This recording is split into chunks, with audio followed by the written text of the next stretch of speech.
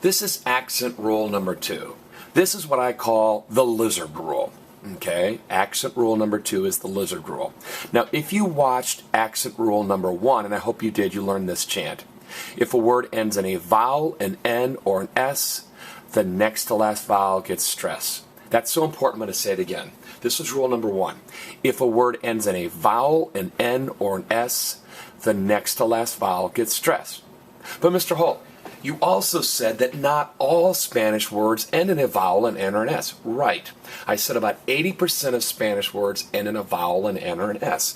About 20% end in other letters. Letters like L, Z, R, or D.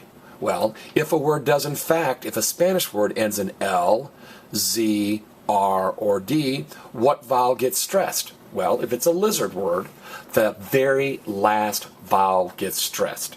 Okay? If it's a lizard word, the very last vowel gets stressed. Mr. Holt, that doesn't make any sense. I know. This is a hard concept. So let's just kind of go through some examples.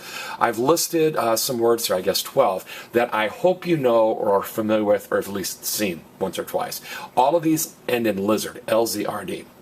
And I want you to notice in every one of them, it's the very last vowel that gets stressed. Capital, capital, last vowel gets stressed. Vocal, vocal, last vowel gets stressed. Azul, blue, last vowel gets the stressed. Here's some words that end in Z. Actriz, actress, ends in a Z, last vowel gets stressed. Veloz, fast, speed, velocity, the O gets the stress, last vowel. Portavoz, spokesperson, last vowel. Hablar, to speak or to talk, last vowel gets stressed. Comer, to eat, ends in an R, last vowel gets stressed. Profesor, last vowel gets stressed. Here's some D words. Verdad, truth, the A gets stressed. Universidad, university, last vowel gets stressed. Libertad, liberty or freedom, last vowel gets stressed. Okay, so again, if a word is a lizard word, if it ends in L, Z, R, or D, if it's a lizard word, it's the very last vowel that gets stressed. Okay, I hope that makes sense. This is a cast iron bank, I guess a cast iron piggy bank. I guess it's a pony bank because there's no pig.